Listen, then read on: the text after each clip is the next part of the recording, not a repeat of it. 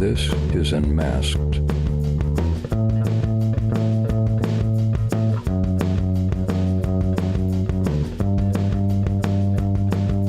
What all are you doing now?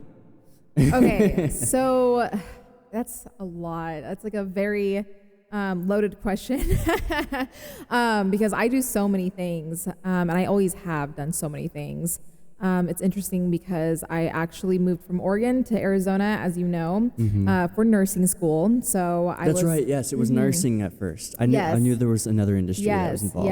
Yes. I've been in the medical field for years. I was first an EMT, and then I went to paramedic school, and then I went into nursing school, and that's what brought me here. Okay. So yeah, I've been in the medical field for a very long time, and I feel like that was something that I didn't always want to be in. Like in high school, I wasn't like, oh, I can't wait to be in the medical field or be a nurse or a doctor. Like that's never something I wanted for myself. In fact, growing up, I was always super creative, super artistic. I loved singing, dancing, acting. I was always in theater, choir, and I used to be a dancer growing up. I was in ballet, hip hop, jazz. So okay. Yeah, I know. It's really odd, right? To think like how I ended up in medical school later on. Anyway, I never really felt quite fulfilled, nor did I really feel that happy being in the medical field. I kind of did it more for convenience. Like it's very rewarding to help others in need. And it's always going to be a beautiful job because you are in the service of others. And I think that's a wonderful thing. Yeah. But for me personally, it was just so draining. And even though I did get reward out of it, because I love helping others, it was just something I could not see myself doing for a very long time because it's just the burnout is so real. And especially as a woman, it's like, you know, I have to go through all my hormonal changes monthly. And I also was diagnosed with rheumatoid arthritis back when I was 24. I'm 27 now. So having rheumatoid arthritis does present a lot of different challenges for me, especially in that field, because I'm having to like lift people up and, you know, move machines around and beds and pillows and whatnot. So it was starting to become like super taxing on my overall health. And just having systemic inflammation like that, I realized that I need to take really, really good care of myself, really good care of my body. Because when I don't take good care of myself, I tend to flare up and then I can't really do anything. And it's super painful. It's like excruciating. Is there specific triggers that you have that make it flare up?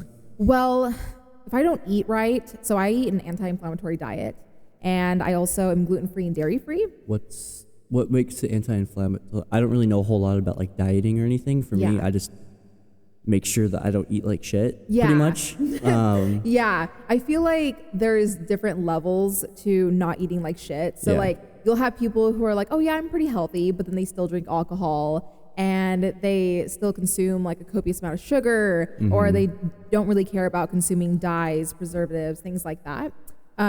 Which, you know, not to like attack anyone who does, like you do you. Yeah. But I think that there are levels to where people think like, oh, because I eat a salad, like, you know, 3 times a week and I go to the gym, like I'm healthy. Right. But like that's not the case. And I feel like when you are in the medical field, you do learn so much about your body and about just the body in general.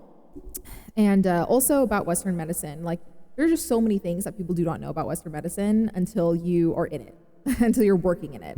And so that is one thing I'm super, super grateful for, is just being able to have that knowledge and be able to advocate for myself correctly. A lot of people do not know how to advocate for themselves. So with that being said, as far as a healthy diet goes, I really just try to not eat anything that's going to make me super inflamed. A lot of things cause inflammation. For example, seed oils. I don't know if you've ever heard of like canola oil, palm oil, like those things, they cause massive inflammation. And you can find canola oil in like most products in the grocery stores these days, you know? Especially if you're going to like fast food or something like that. The fryer that they use is not going to be like, you know, organic virgin olive oil. I just kind of like a couple years ago learned the differences with like virgin, extra virgin oil and stuff, but I consider myself to be a pretty healthy person. I have obviously my faults, as everyone does.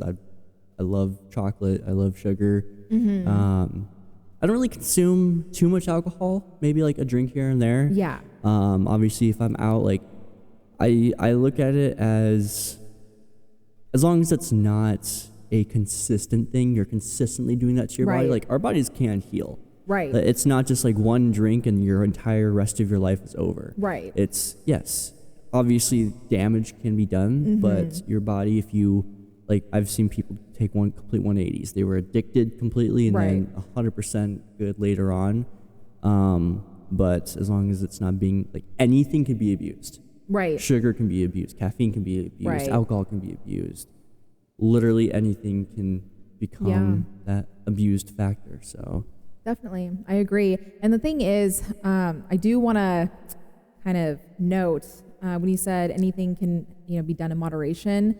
I actually do believe that if you want to be your best self, your healthiest self, you shouldn't do things moderately.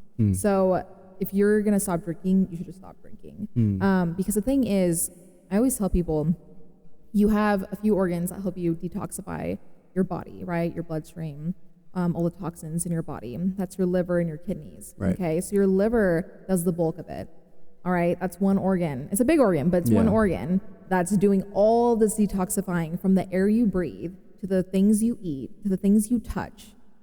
You got to think that's a lot of detoxifying it has to do. So when you drink that alcoholic drink, that's just another thing that it has to detoxify. Now it's being burdened and it's being overloaded, and you get what is called sluggish liver. When you have sluggish liver, that's when you start to see disease, right? And you start to become not at ease. So you get illnesses and you get mystery illnesses, you get autoimmune disease. There are so many illnesses and autoimmune diseases that, people, it's just an odd category, right? Like people are like, oh, I don't really know where I got this from or how I got this. It's not curable. And they don't really know how to fix the cause of it. They can give you medication for the symptoms, but they're not going to fix the root cause because they don't, they don't really either know how or they're just not going to do that because sick people is what makes money, right? Not healthy people. Yeah, that's actually, so I don't mean to cut you off or anything. You're good. I was talking to a friend of mine like a week ago about the whole thing with tithing in faith. And one of the reasons why I personally don't really donate to charities too much, and I know how much of a devil it's going to make me look right now and how much of an asshole, but the reason why, like specifically like cancer charities, for me, I'm very picky on what I donate to because in my eyes, when you donate to something like breast cancer, the amount of years that we've been donating to it and the fact that there's been no significant things that have like come out of it, like if I was donating to it and like every year there's been like huge breakthroughs of like, oh, it's cured now, we use that funding for the cure. For me, I'm like, well, what's this? We're giving them billions of dollars a year. Where is it going? I mean, we've been fighting this for decades upon decades, and I know that there's 100 billion diseases out there plus, but when it comes to those kind of diseases or those kind of charities, for me, I'm like, I feel like I'm just lining the pockets of the CEOs at this point because I remember all the school funds that we did as a kid with like, oh, this goes to fighting breast cancer, this goes to fighting colon cancer, this goes to fighting this disease. It's like, okay, that was 2 decades ago. What have we done since then? And how much money have they gotten and stuff? It's like, that hasn't been cured. I'm sure that there's at least some sort of, and then when you hear about like, oh no, there is a cure, it just doesn't make money. That's why we don't use it. There's this, but chemo makes more money for pharma. Right. And so exactly. And it really is all about big pharma. Like they're not gonna, have a cure for cancer when that's, that would make no sense, right? They would make no money off of that. Right. They do make money off of sick patients. They make a lot of money off chemo. So it really wouldn't make any sense to be curing cancer. And that's the thing. It's like a lot of people, they don't really think about that. Yeah. They're not like thinking like, oh, well, why is the government corrupt and why is pharmaceuticals corrupt? Like, well, it is, and that's the thing. And you can really see that with the pandemic, with what happened in that situation. You had a lot of doctors lying, falsifying records. Oh my gosh, the amount of times, like, I was hearing, and I also want to preface, I do donate to charity. I'm just careful on it. I don't want it to be miscued or anything saying that I'm one of those assholes that doesn't donate. I'm just careful about it. But anyway, going back, I was reading about how like they would get patients that died from like liver failure or heart attack, and then just in case they might have had like the virus in them, even if they didn't die from it, they would put that as a cause of death just to pull the numbers up. Right. No, exactly. Because they did get paid like a certain amount to have like a certain amount of deaths. Right. And also the way they pushed the vaccine was honestly wild. It was just nothing short of suspicious. I was like, what is going on here? You know, I've never seen a vaccine so heavily pushed.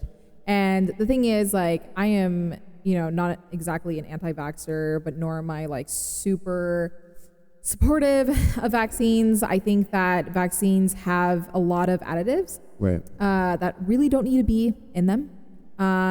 Obviously, yes, we do have diseases that do need to be vaccinated against, but it's such a catch-22. I feel like you just don't win no matter what you do. Yeah. And that's why personally, I can't really do anything about myself. I've been vaccinated, but like all my vaccine schedules, you know? Yeah.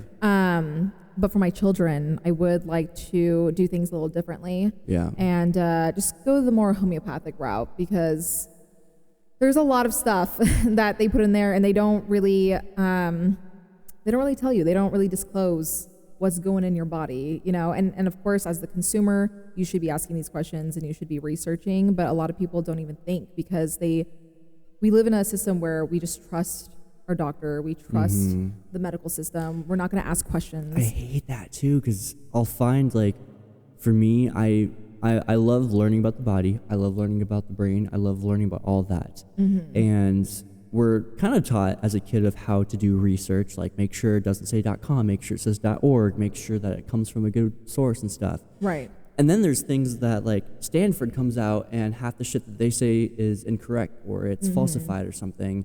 I know there was some sort of big thing with Stanford that happened. I don't remember exactly what it is, so don't quote me on it. But the fact that these big institutions that we're supposed to be trusting with this information are being paid off. They're being incentivized by other companies and stuff to say certain things, or these doctors that we're supposed to be relying on for this information is no longer a viable kind of solution because of the fact of, like, if you get a doctor that's used to making $80K a year and you say, hey, I can triple your fund if you're able to kind of push this a little bit.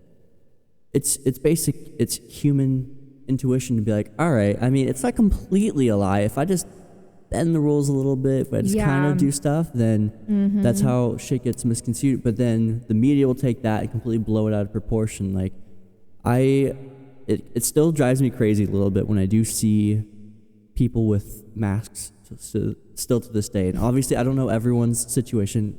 Stupid thing. We got that light still. Makes it more intense. The mood has been Yes, the mood has been set. For those who just listen, the light just turned off, but we still have another light. But I've been a firm believer in... I grew up kind of with a hypochondria type of lifestyle of, like, self-diagnosing and all this kind of stuff. Right. And how that can be led to a certain thing. But your immune system, at least even from my experience, that's why kids don't get sick nearly as much, is because they're exposed to so many different things. Right. If you're being that kind of germaphobe that's, like, disinfecting every little thing, the littlest thing that does get in your system is going to take you by a storm. Right. If you don't keep yourself exposed and stuff. And yes, everyone's different. I'm not going to say it's a black and white statement. I'm not a health professional, so don't quote me on anything. Right. But that, like, even for me, when I'm purposely, like, if someone says they're sick, I don't completely bat an eye. I'm like, oh, like, you're exiled from my life until you're not coughing at all for me. I'm like, well, I'll make sure to double up my vitamin C. I'll make sure to take care of my body. I have faith that my immune system will attack this. And if I get sick, I will heal. Exactly. And it's really all about making sure that your immune system is up to par. A lot of people's immune systems aren't up to par because look at the shit that we're eating, the shit we're drinking, smoking, and then you're not even taking your nutrients, like such as vitamins, minerals. You're not exercising, you're stagnant. I mean, there's just so many things. And like I mentioned prior, like sluggish liver, that does not help with being able to ramp up your immune system, so to Right. speak. But that's the thing. Like, a lot of people think that their immune systems are amazing when they don't live a lifestyle that would really support that. Yeah. So it's really interesting to me because they'll be like, oh no, I'm fine. Like, I don't have to eat healthy. And like, my immune system is fine. Like, we're totally good. I don't need to stop drinking. I don't need to stop smoking and things like that. But it's like, you got to understand, like, everything you do to your body, especially if you're poisoning it, such as drinking alcohol, because that's literally poisoning your body. You got to understand, like, that's going to directly affect the health of your immune system. And then that your immune system is like the one thing that really gets you through an illness, right? So when you're eating whatever you want and drinking whatever you want, just know that when that virus or that bacteria does come and break that barrier and it invades your body, like, you better be ready for it. Yeah. See, a lot of people don't think ahead. They don't think for the future, because it's not a if, it's a when, right? Like, everyone gets sick, right? So you have to adequately prepare for that. And I think that people, wearing masks and disinfecting every little thing, like, that's not how you adequately prepare. No, you adequately prepare by living a healthy lifestyle, right? Because a mask isn't gonna do anything. Like, if it's already in your body and it gets through that stupid mask you're wearing, no offense, but it's like, I think this might be the most controversial podcast we've had yet, but at the same time, I like when opinions are shared, especially, like, obviously everyone's entitled to their own belief. I'm not here to control anyone else's life. Right. I'm not here to say that anyone's wrong. These are my personal beliefs, and I hate supporting a world that just because you have differing opinions than somebody, you basically tell them to go fuck themselves. Right. For me, I live personally in a world that if someone has a differing opinion from me, I want to learn why. Right. But I'm never going to be disvaluing you if you do have that differing opinion. Right. If you are someone who voted for this person, if you're someone who believes in this, as long as you don't try to control my life, I'm not here to control yours. Definitely. I'll be curious to know why you choose this lifestyle, Right, but I'm right. not here to be like, well, you're wrong and get away from me type of thing. Right. I mean, I'm definitely not the type of person to be casting judgment at anyone. I always try to, like, move with love and support. Like, if someone has a different lifestyle than I do or different beliefs than I definitely will say that, I'm not going to support it necessarily, but I Right. will wish you well. Yeah. And I hope that whatever you are doing works out for you. Definitely won't do it myself. But I'm a very strong leader, I would say, though, with, like, my opinions, my beliefs, and even just the things I know to be factual, right? Yeah. So it's like, I just like to hold firm in what I believe, which, I think that's a great It's a good character quality. trait to Yeah. have, and I think Yeah. everyone should have that, right? But obviously you can't just be stubborn and closed-minded, right? So I'm definitely open-minded. I do like to expand my knowledge on pretty much anything and everything, right? If I am wrong and someone points that out and they, are just in that explanation, right? They have, like, valid support to back it up, then I'm like, okay, yeah, like, then I can totally say that I'm wrong and that you're right, and I'm really glad that I'm more knowledgeable because of it. I'm definitely not opposed to that. It's just that, some people, they like to demonize you. Yeah. Do you have anything that you are kind of an extremist for, that, like, if there is a differing opinion that maybe you don't hate that person, but you're like, I can't actually be around you anymore? I will say that I am an extremist probably on two things. So when it comes to my faith, so I am a Christian, I believe in God, I believe in Jesus. And so if someone's just, like, constantly, like, I don't know, attacking my beliefs and my faith, I'm like, okay, this is, like, not a healthy environment for me. And I don't even think it's a healthy environment for you at this rate, Right.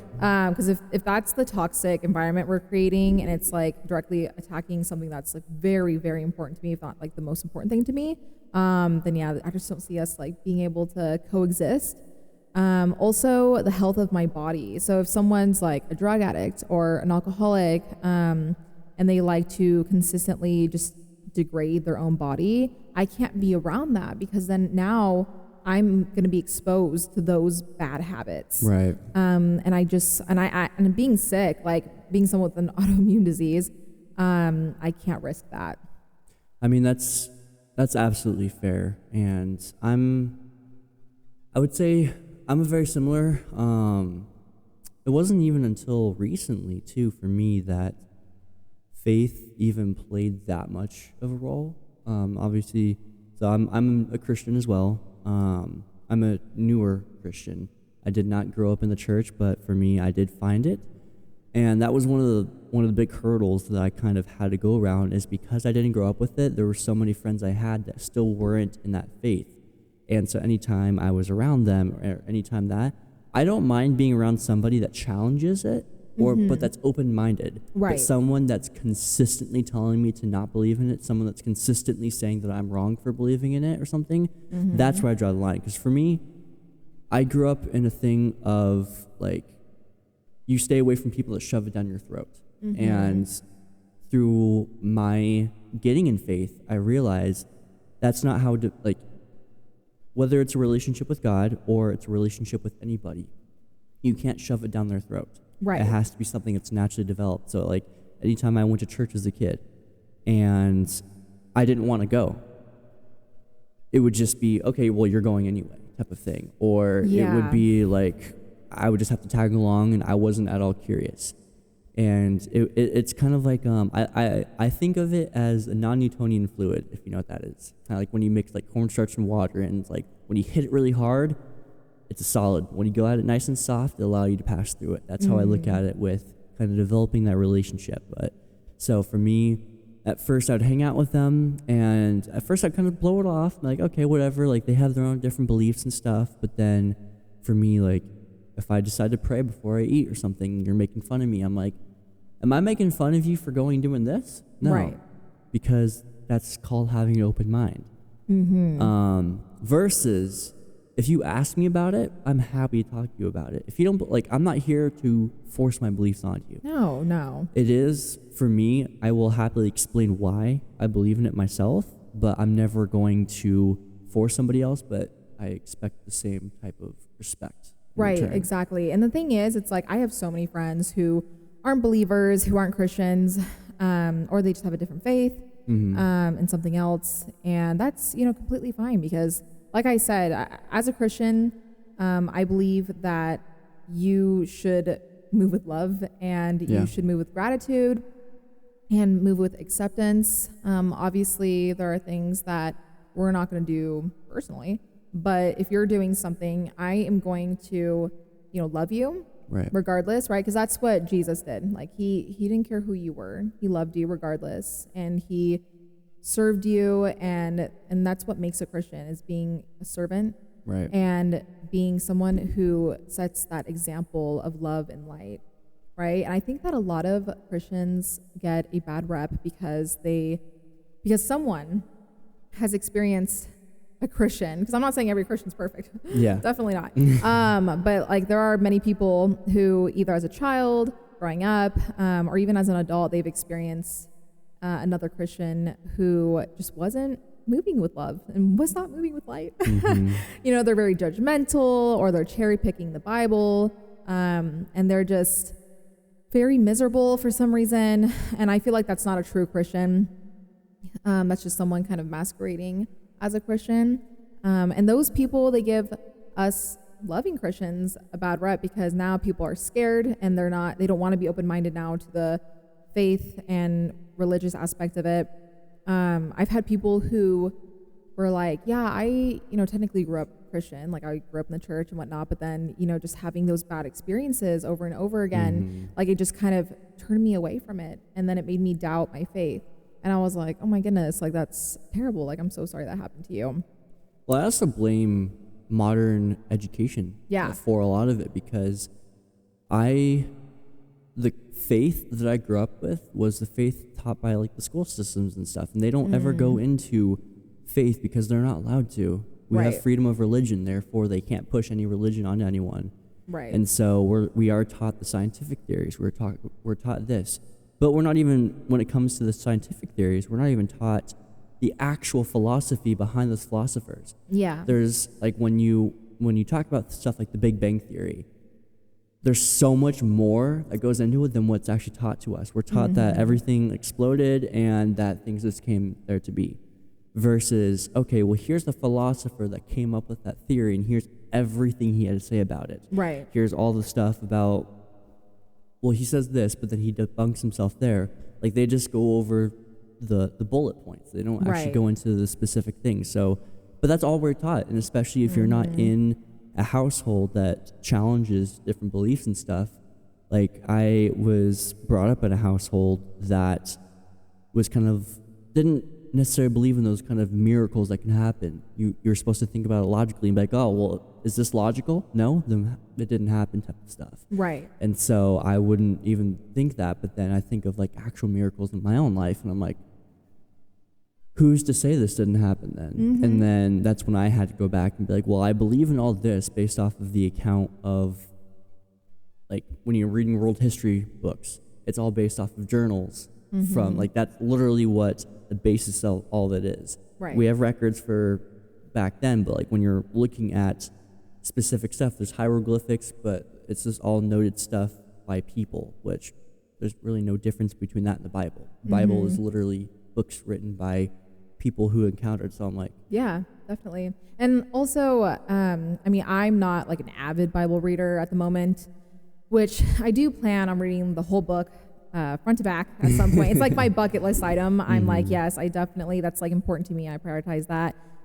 Just not currently. But I will say that I have talked to different pastors, and there was this one pastor who really made an impact on me, because when I was younger, I did go through a period where I was like, okay, I'm kind of doubting things because I had a lot of people in my ear. I was, you know, a teenager. I was kind of impressionable to, you know, just what everyone else was doing and thinking.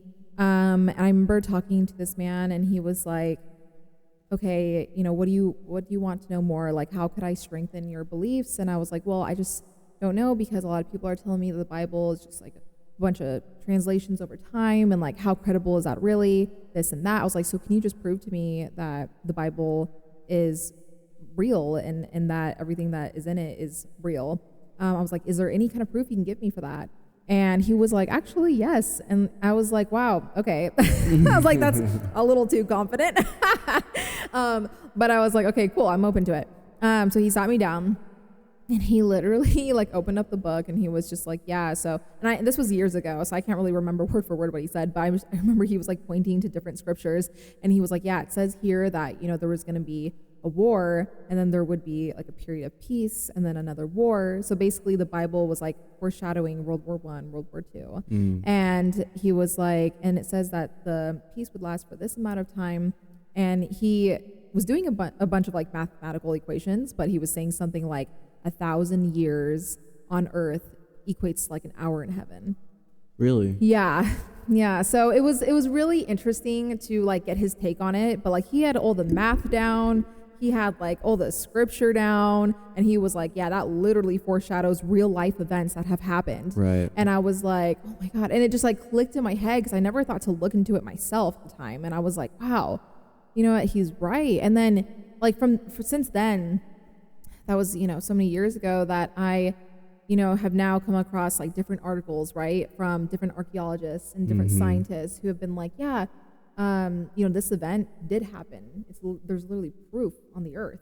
Like, I don't know if you know about Noah's Ark and the flood and whatnot. Yeah. So they have like literally been able discovered to see, the ark. Yeah. And they've been able to see proof like in the earth sediment that there was a big flood, such as that, which is insane. And then also I saw this video recently, and it was like, so you know the parting of the Red Sea? Yeah. So with the parting of the Red Sea, at the bottom of that sea, like they have found like chariots, like parts of chariots. I think I heard, I've which heard is about that. actually insane. But also to make it even crazier though, at that site, the sand was melted at one point, and it takes like an insane amount of heat to melt sand. Right. Right.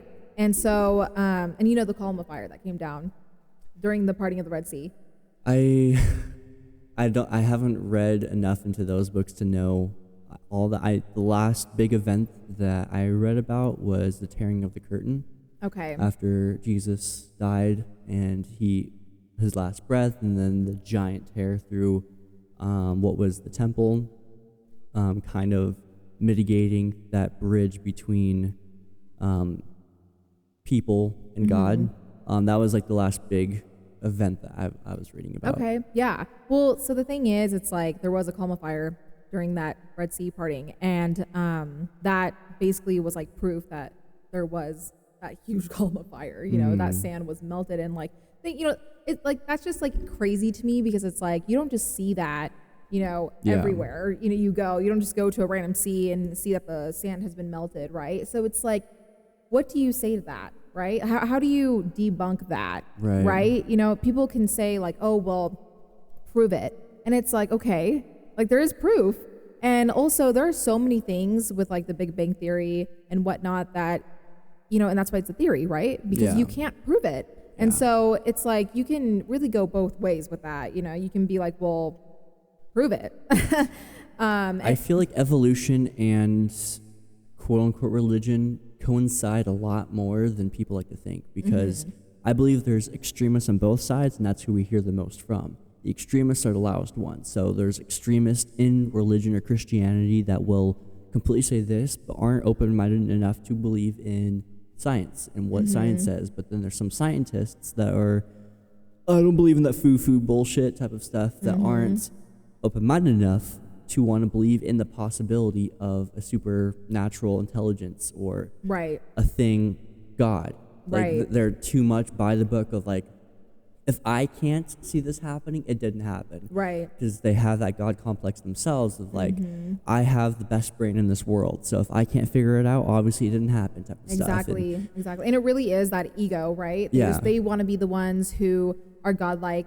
And it's just like, come on, man. Do you really think that you're the most intelligent being in this universe? You really think you're it? Like, you really think you're all that this universe has to offer? Exactly. Please, God, no. I mean, goodness sakes. Like, we're basically ants on a hill. You know what I'm saying? I mean, it's just funny because it's like, you're really not that significant. You're really not. And especially in the grand scheme of things, like how infinite this universe is and all the levels to it. I mean, that'd be a whole nother thing to get into. But I mean, it's just funny when people are so closed-minded. It really is so ignorant. I'm just like, okay. And the thing is, like, I'm a sort of scientist, right? Like, I was in the medical field, so I do love science, you know, and I do believe in the science of the body and the physiology of it. And I think that's amazing. I think that, you know, having science has really advanced us, and it's amazing for health benefits. I mean, if we weren't so corrupt, then it would be better. But you know, it's good though. It's nice to have that knowledge. But it's like, it's so weird when, you know, they can discover atoms, but yet they're like, but God? That can't be real. I'm like, okay. It's really interesting. But anyway, it's funny because I never actually answered your first question about what I do. I realized I was like thinking about it in my head, and I was like, oh wait, I never answered that question. And that's the ADHD kicking. Are you still in nursing school? So the thing is, I actually dropped out of nursing school last year in July. So it hasn't even been a year yet. But I will say that I'm probably the happiest I've ever been. I was so miserable. I was just so miserable. I remember seeing the stress on you with trying to balance everything, because I know it all too well myself. Cause like, I call it shiny object syndrome, and it's something that I suffer with every single day. I'm always trying to find the next opportunity to chase, always trying to find the next way to make a living, and it's not even to become necessarily filthy stinking rich. It's to have that independence. It's because, like, even this last job that I had, while I respect everything that I do, I'm just the kind of person that cannot work for somebody else. Right. And it's not the fact that I'm lazy and I don't want to work. It's the fact that I need to have, I guess I'm a control freak in my own life. I need to be able to say yes to stuff I want to say yes to, I want to be able to control my schedule in the way that if something comes up, I don't have to feel like shit over having to give it to somebody else or having to ask to do this or having to ask to do that. I want to be able to run it my way. Exactly. And honestly, I can definitely relate because not only do I make a terrible employee, I cannot work for someone else. I swear I've tried it so many times. I've had so many jobs and I literally just can't seem to do it. Which was a huge problem, I will say, being in the workforce. So I was like, honestly, being a nurse, I feel like I wouldn't have been able to just be your regular run-of-the-mill nurse who works at the hospital or at a clinic because I make a terrible employee. So I was honestly going to take the entrepreneurial route regardless. Even if I did end up becoming a nurse, I was just going to do like injections or something like that, you know, try to have my own business. But it was difficult because just being in school, I felt like almost an employee in a way, but worse.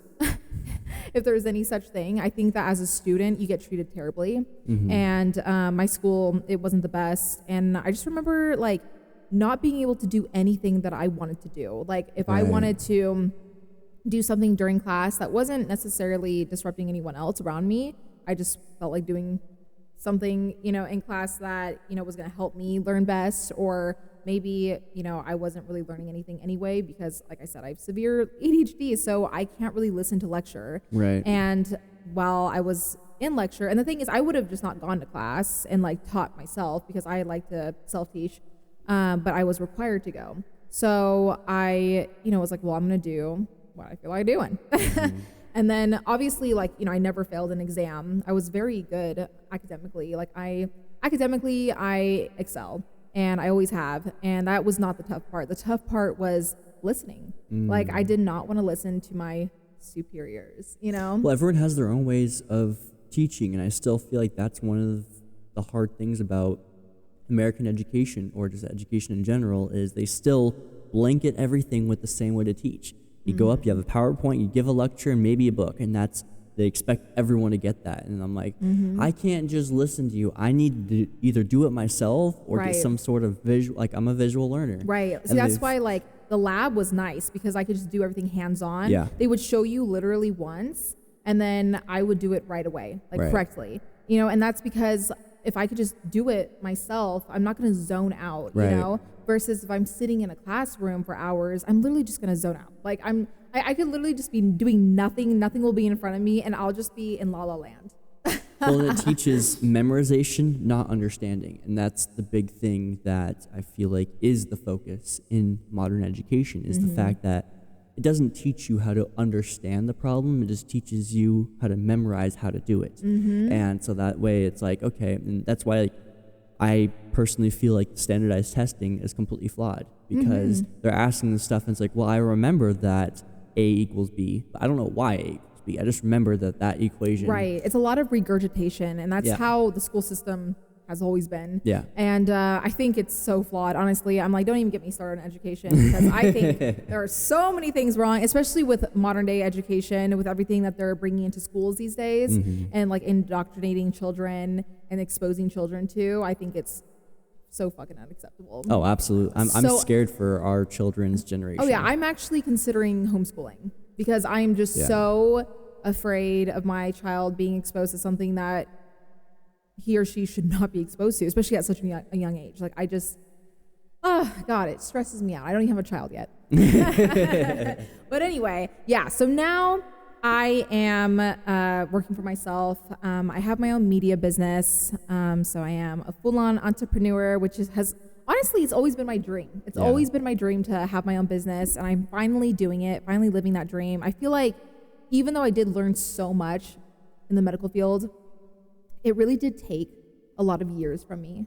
I feel like, you know, I look back and I try not to be ungrateful with where I'm at now and what I've done in the past and whatnot, because I've done a lot, you know, but it does sometimes hurt when I look back and I think about all the years that medical school took from me, and I could have started this so much sooner and I could have done things so much differently, you know, but it is what it is, you know, at the end of the day, and you can only do what you can only do, which is your best. And you know, I'm here now, so I feel like you know, and a lot of people, it's funny because a lot of people will be like, Hannah, you talk like you're like 80 years old. And I'm just like, okay, look, I feel 80 years old. Yeah. Okay. For one, my joints hurt. For two, I don't know. There's just something about getting closer to 30 where I'm like, oh shoot, I feel like I should have it like semi figured out by the time I get to 30. That's such a big issue that I feel like in our generation specifically is instilled. It's like 30 is the new 80. The second you hit 30, you should have everything together. You should be a millionaire. You should have this. You should have that. And it's so funny because like I have 30-year-old friends now that they don't have any of that. And I'm like, Yeah. oh, wow. Okay. Yeah. But then you see these young kids coming out 16, 17 years old. Like, oh yeah, I'm a millionaire already. And they're my age and they have like this incredible lifestyle already. And it makes me have that kind of like almost FOMO of like, well, shit, what am I doing then? Yeah, I really feel like there's a huge divide. Like you have the 1 percenters and then you have the poverty. We're starting to see this divide, I think, where the middle class is just being like pushed down. Yeah. And it's crazy. And the thing is, and I think the reason why I feel like I'm in a rush and I'm kind of rushing against a clock is because I have like a biological clock.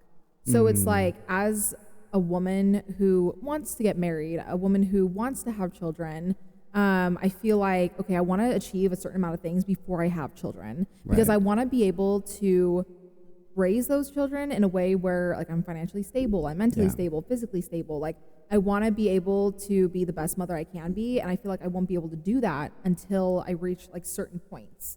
So if I wasn't having children, I probably wouldn't be so stressed about it. You know what I'm saying? I'd be like, whatever, I got all the time in the world, you know? But the thing is, it's like once I have those children, I better be ready. Right. And obviously, you know, there's no manual for parenting and you're never going to be 100% ready to be a parent.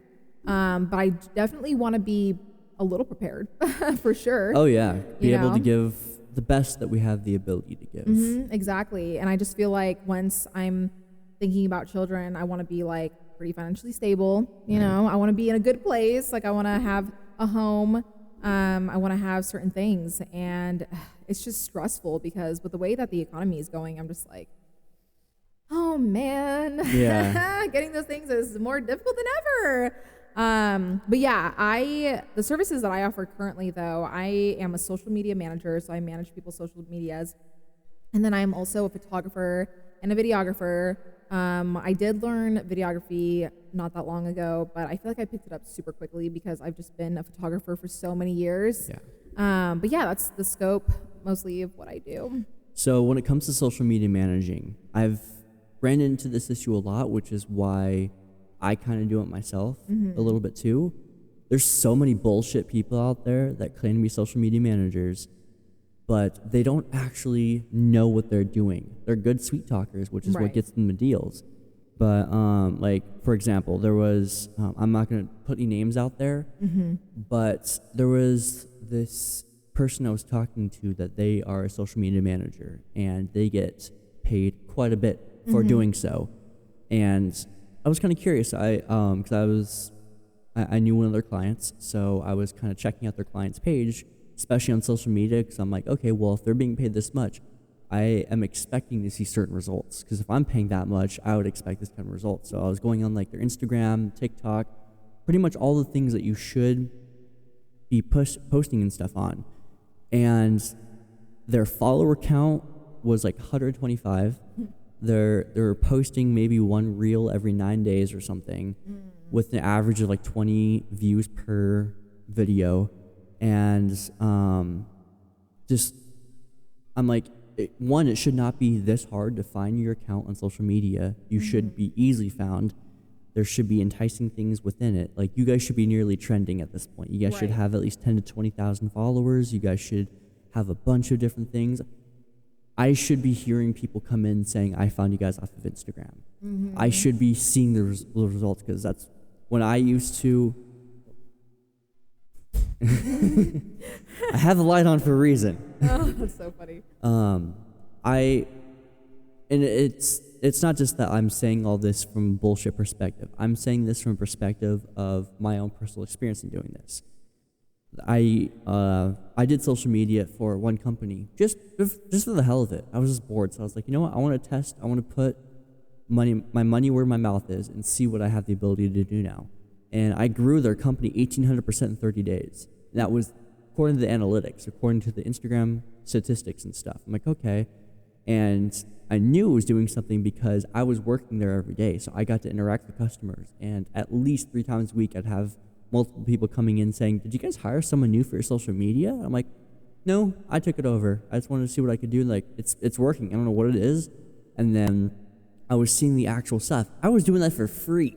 Oh my gosh, yeah, no. Just because I knew. But were you doing, like, what were you doing? Mostly videos or posting? So that's the thing. When it comes to the social media management, the algorithm changes so much that what I was doing then is not going to work now. But for that time, I was posting reels at least 2 or 3 a day. I was posting, yeah. See, the reels will get you. That'll get you a lot of traction, for sure. I was posting at least 3 or 4 stories a day, and then at least like 1 actual post a day. And I was doing it consistently every day.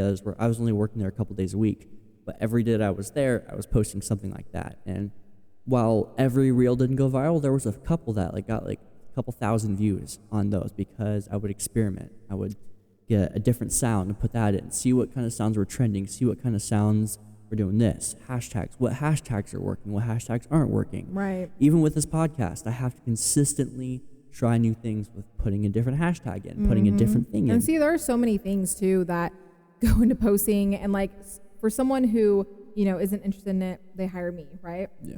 But they don't realize, you know, everything that I'm putting into it. Yeah. Like there are the hashtags, but have you heard of like the keywords, right? Like putting keywords in your videos and on your stories and things like that. Like that really also helps with the algorithm. Engagement helps with the algorithm.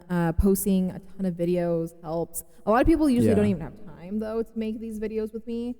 I always try to offer that to my clients though. I'm like, look, like if we post more videos, we post more reels, we get your TikTok going, like that's really going to bring you a lot of traction because that's what's big these days. And so, but yeah, being an influencer is a full-time job, you know, and that's why a lot of business owners, they don't have time for it. So they hire someone like me, you know? So I don't want to expose all your secrets and stuff, but for someone, like, how do you get clients in the first place? Like, what is your process of, like, getting, like, your first, like, 2 or 3 clients? I believe starting from ground zero. I believe that getting clients really comes, like, getting good clients, too, not just, like, random people that, you know, you meet. I think that getting really, really great clients comes from networking. So when you have your network, I always say your network is your net worth, right? Oh, yeah. So when you have your network, you're going to have your group of really great people, you know, who are successful as well, hopefully. Right. But those people will know other people, right? And how I've gotten my clients, my current clients, has always been through word of mouth. And so it's always the people that I know really well. And then they're like, well, I know someone and I trust this person. And I'm like, okay, cool. And they've worked with this person too. Mm-hmm. And so that's basically how I've got my clients is like, I have been introduced through mutual friends, which has been really helpful because it's like, I know they're not going to just look at me and be like, okay, like this is some random girl, I don't know her. Because that's the thing, it's like I'm very good at networking just in general. Like I like to talk to people, I like to meet people and get to know people. And the thing is, I've had a lot of people be like they've met me, you know, and not know my friends or not know me prior. But they're like, oh wow, like I really love, you know, what you do. And I just love like your energy and like, I'd love to work with you. But see, interactions like that, they're fleeting. And usually when people say that, I'm like, okay, that's great. You know, like I don't like write it off or anything, but I'm just like 9 times out of 10, they're probably not going to pursue something with you. Right. But when you build a relationship with somebody and they're already friends with your friends, now they have like a personal stake in it. Now it's like, you know, you're the friend of their friend, or you're the friend of, you know, someone that they love and work with, or that they love to work with. So yeah, it definitely makes a difference when they know you either personally, like they've met you a few times, they've built that relationship with you, or if they know someone that you know personally.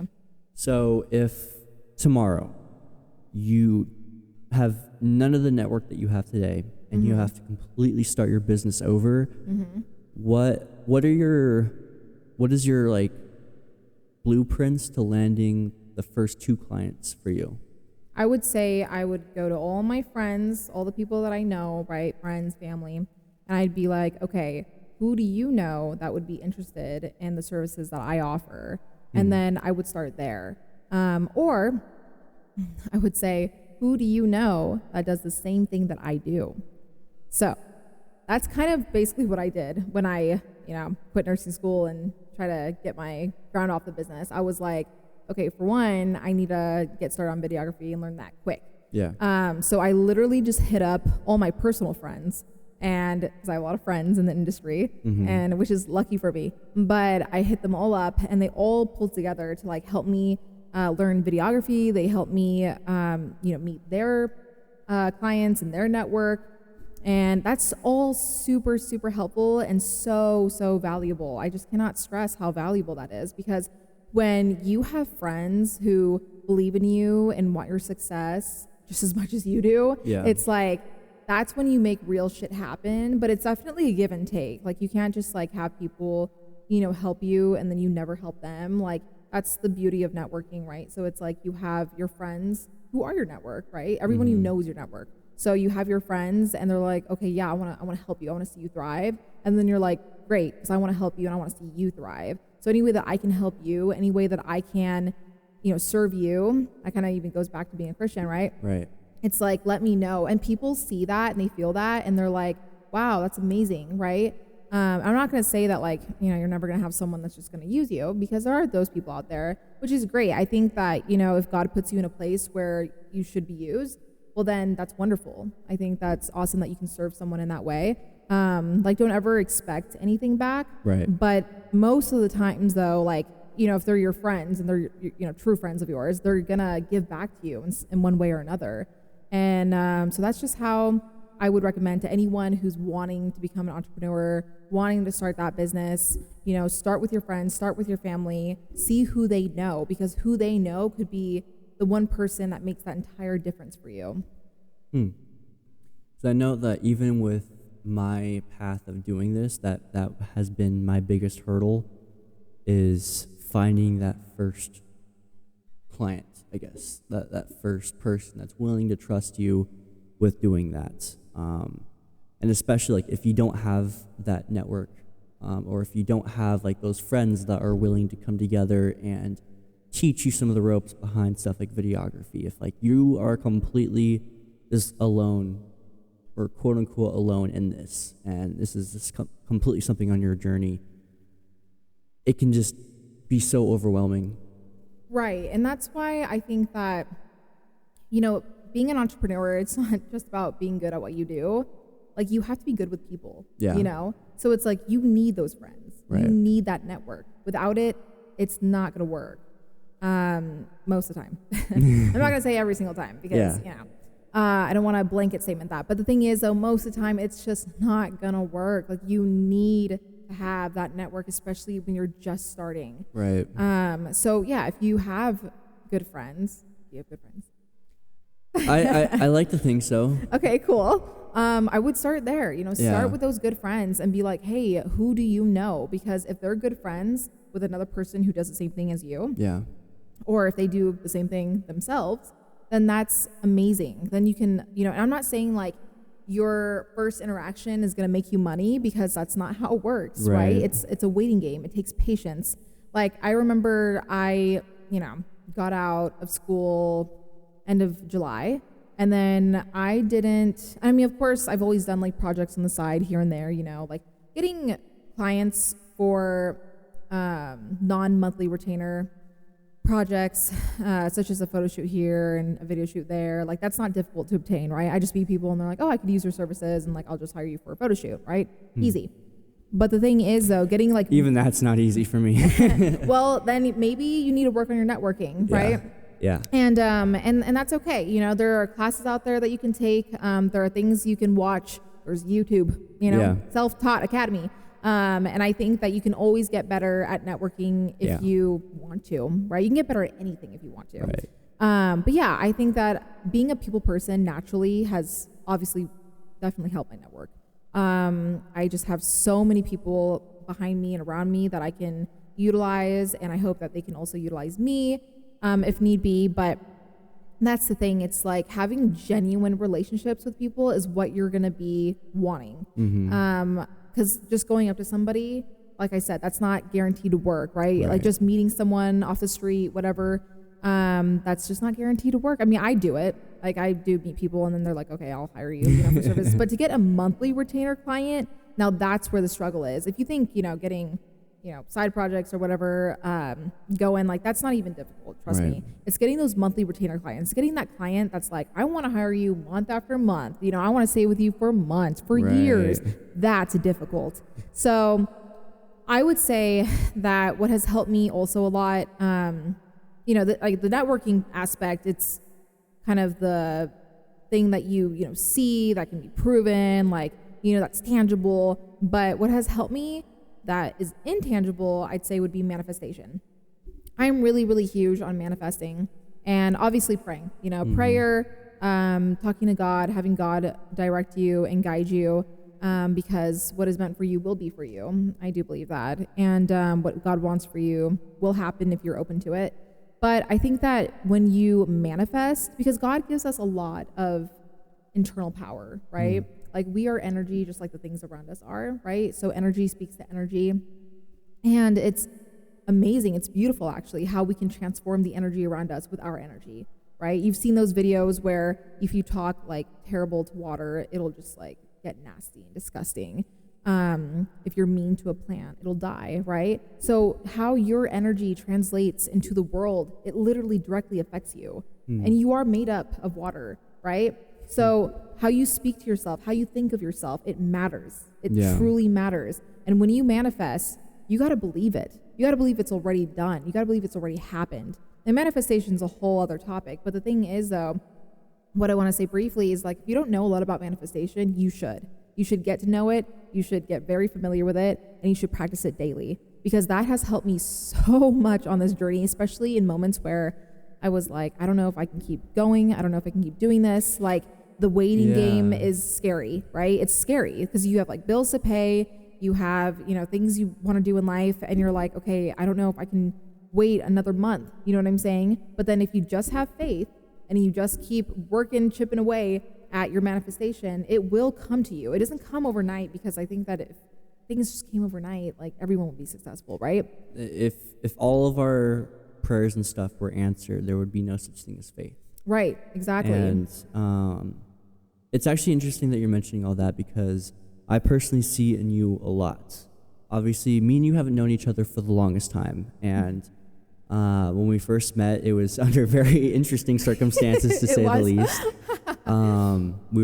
But I've seen some of the valleys that you've gone through, and the woman sitting with me today is completely different than that person.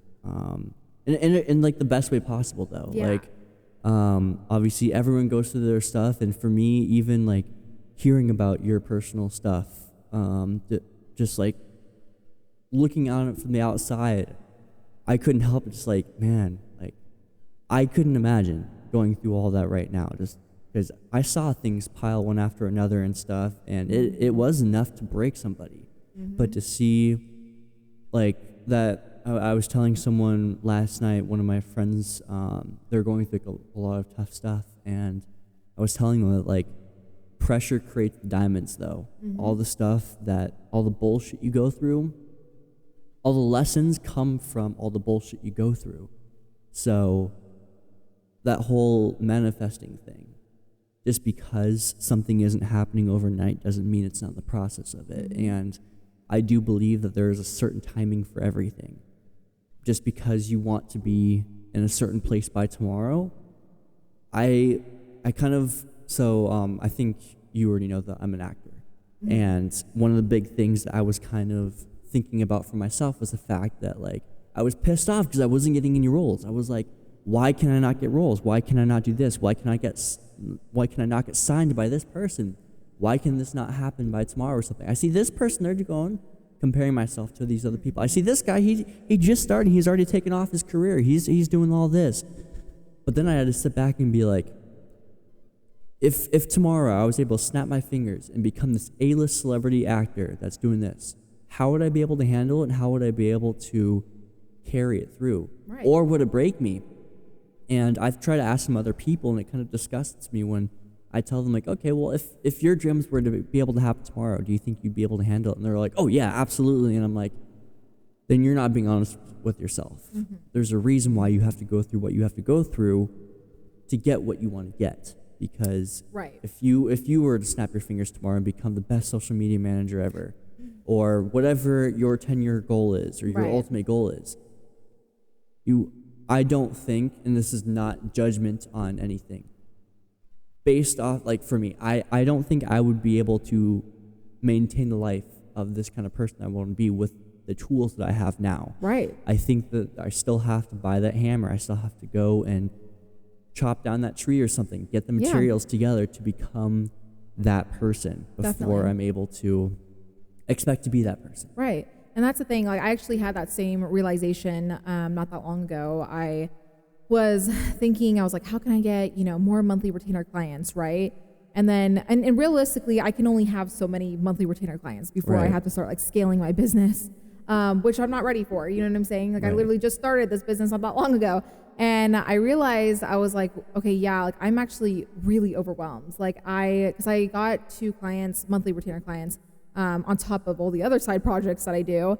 And I was like, this is super overwhelming. I'm working every day. Like, I have no time for myself. I'm overwhelmed, and I was like, I don't even think I could handle another client right now, and that's Telling the thing. it's the shiny object syndrome. Right. Right, exactly. Well, it's like, I see this goal, right? I Yeah. have this goal in my head. I have these ambitions, and I want to get to certain places, right? By Right. certain times. And I'm thinking, okay, well, logically I'm like, okay, well, I got to do this in order to do this and yada, yada, right? But it's like, you can't jump ahead so quickly, right? Things should not happen overnight. They happen on God's timing, which is always perfect, for one. I truly believe that. And for two, I think God knows what you can handle better than what you think you can handle. Oh, 100%. Right? Absolutely. So it's like, you think you can handle more, but God's like, no, chill. Like, you can't. Yeah. Respectfully, stop. But that's the thing. It's like, we don't learn these lessons until, like, we're in the thick of it. And then we're like, oh shit, I don't know if I could handle war. You gotta be real with yourself too. I think a lot of people are very egotistical and they let ego lead them. Yeah. And it's like, they don't want to, Honesty scares them. right. And they don't want to take accountability, nor do they want to admit that, like, oh, maybe I can't do more right now. Yeah. Maybe I'm not capable of more right now, which is not saying that they can't be in the future, but they got to build up to that. Yeah. Right. You gotta get the materials together. You gotta learn the skills. Right. A person who's never been to the gym doesn't go to the fucking gym and, like, start squatting 300 pounds. Right. You know what I'm saying? Yeah. I mean, it's just like, you don't just go and, like, do something and take on, like, all this pressure and all this work and expect for you to just come out effortlessly on the other side. That's just not, Absolutely. that's how you fail the quickest. Right. So with this social media company, where do you see yourself in the next, like, 10 years? Do you see yourself continuing with this, building it to a massive type of thing, or in a different endeavor completely? Honestly, as a woman, I love being independent and I love being a boss babe. I think it's cool, because there were many women before me who did not have that opportunity, right? Right. But it's like, I also want to have that soft lifestyle of a mother and a wife, right? I think as a woman, I deserve that. I don't want to have to, like, work super hard and also take care of children, also take care of my home. I think that is difficult for any woman to manage. And if it wasn't for the fact that I wanted to be a wife and mother, I would consider, scaling it to a huge business, whatever, right? But honestly, I think that down the road, I might keep my business, but, like, keep it smaller, not make it super massive, just so I can have time for, like, myself and to exist while also being a mother and also probably a at-home fucking teacher and who knows what else I'll be, Yeah. right? I mean, I'm gonna have so many hats and so many jobs to fulfill as a mother. It's gonna be ridiculous.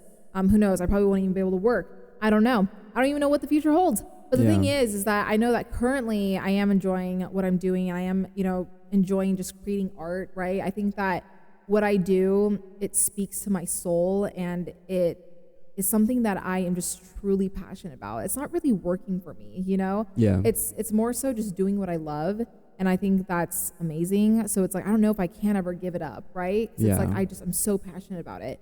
But I also know that like there are many things on the horizon that I'm going to have to bring my attention to. Absolutely. And that's the thing. It's being a woman. It's difficult. You know, we have to do so many things and we have to go through so many things and like so many trials, right? That men do not have to endure. And I think you know what I'm talking about. I do. Yes. At least I think I do. Yes. Well, that's the thing. It's like men also have their own trials and they have to go through their own things, right? Like providing and protecting for a family is no easy task, you know, and that means you have to be very successful and still have time for your family. And it's going to be hard on both ends, right? Well, and how society is consistently changing and the outlooks of the duties for each sex now. It's like, part people want this, but then other people are like, oh, that's old ways of thinking. You need to do new ways of thinking. And then you have all these different generations that are so against each other's points of view that it just creates so much chaos of like, so well, division. What am I supposed to do then? I'm a man. What am I supposed to be thinking? What am I supposed to be doing? What am I supposed to be okay with? Not okay with? What does society want? And same thing as a woman. Obviously I can't speak on behalf of women, but there's so many different points of views changing every day of what's it okay to be aligned with? What's it okay to be doing?